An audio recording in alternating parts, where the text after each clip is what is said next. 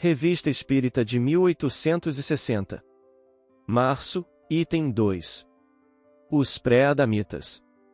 Uma carta que recebemos contém a seguinte passagem, e devo convir que o ensino que vos foi dado pelos Espíritos repousa sobre uma moral absolutamente conforme à do Cristo e, mesmo, muito mais desenvolvida do que a existente no Evangelho, porque mostrais a aplicação daquilo que, com muita frequência, ali só se acha em preceitos gerais. Quanto à questão da existência dos espíritos e de suas relações com os homens, para mim não é objeto de qualquer dúvida.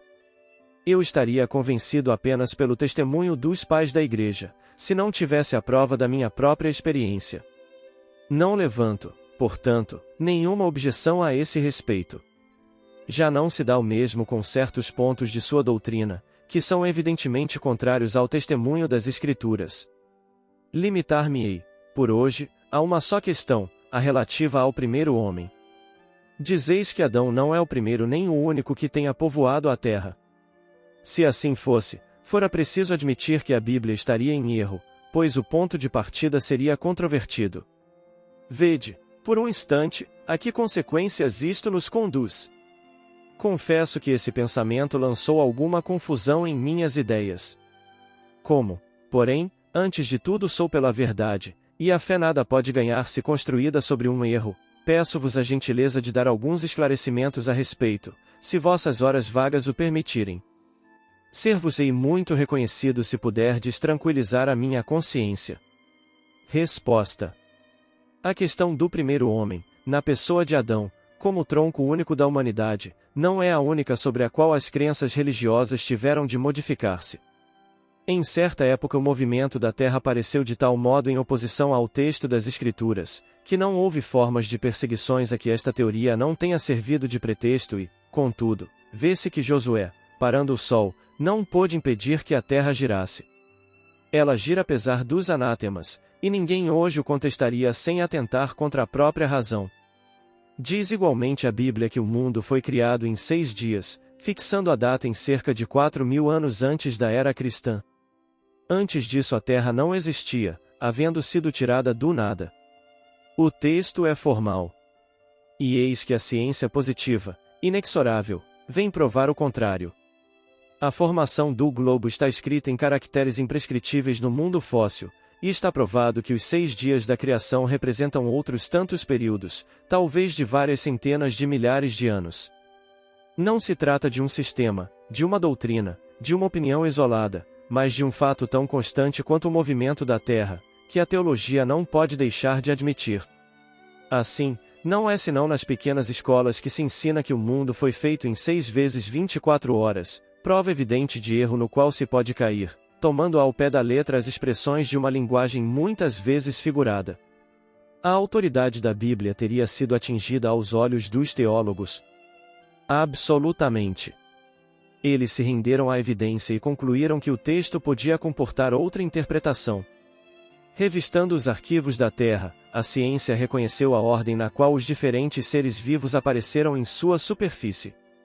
A observação não deixa nenhuma dúvida quanto às espécies orgânicas pertencentes a cada período, e esta ordem está de acordo com o que é indicado no Gênesis, com a diferença de que esta obra, em vez de ter saído miraculosamente das mãos de Deus em algumas horas, realizou-se, sempre por sua vontade, mas conforme as leis das forças da natureza, em alguns milhões de anos. Deus, por isso, será menor e menos poderoso? Sua obra será menos sublime por não ter o prestígio da instantaneidade? Evidentemente, não. Seria preciso fazer da divindade uma ideia muito mesquinha para não reconhecer sua onipotência nas leis eternas por ela estabelecidas para reger os mundos. Assim como Moisés, a ciência coloca o homem na última ordem da criação dos seres vivos, mas Moisés coloca o dilúvio universal no ano 1654 do mundo, enquanto a geologia nos mostra esse grande cataclismo anteriormente ao aparecimento do homem, considerando-se que, até aquele dia, não se encontra nas camadas primitivas nenhum traço de sua presença, nem de animais da mesma categoria, do ponto de vista físico. Mas nada prova que isto seja impossível. Várias descobertas já lançaram dúvidas a respeito. É possível, então, que de um momento para outro se adquira a certeza dessa anterioridade da raça humana. Resta ver se o cataclismo geológico, cujos traços estão por toda a Terra, é o mesmo que o dilúvio de Noé. Ora, a lei de duração da formação das camadas fósseis não permite confundi-los, remontando primeiro, talvez, a 100.000 anos.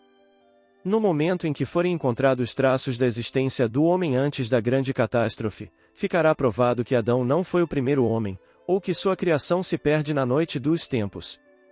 Contra a evidência não há raciocínios possíveis.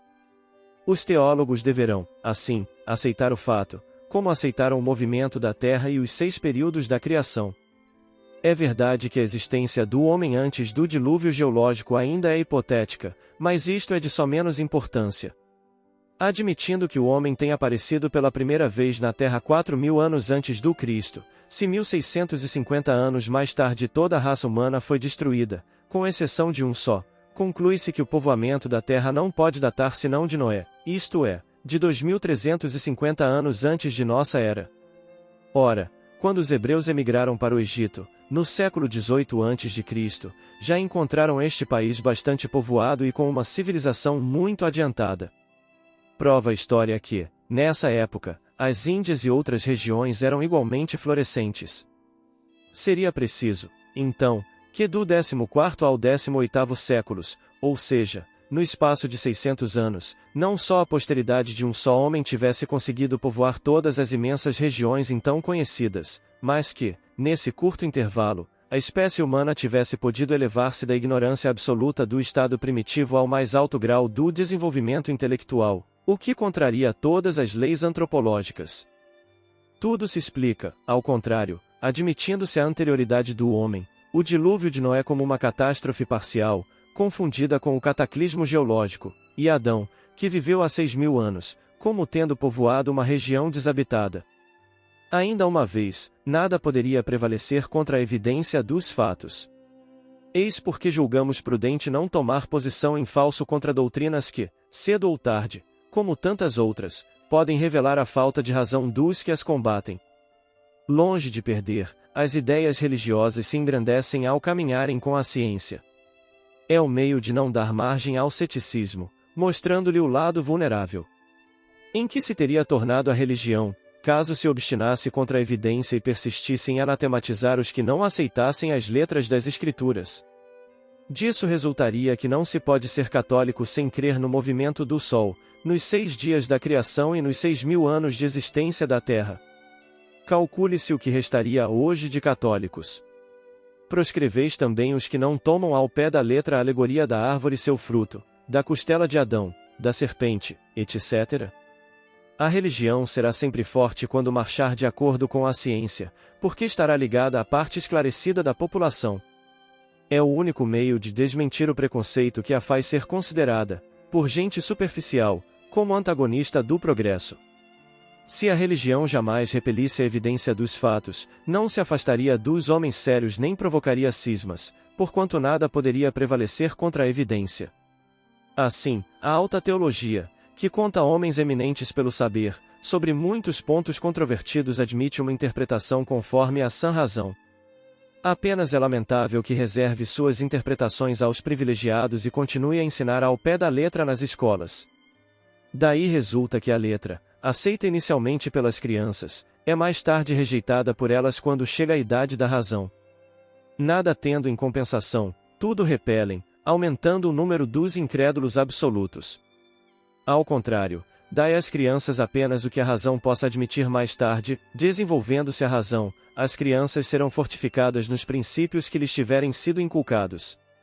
Assim falando, cremos servir aos verdadeiros interesses da religião, ela será sempre respeitada quando for mostrada conforme a realidade e quando não a fizerem consistir em alegorias, cuja realidade o bom senso não pode admitir.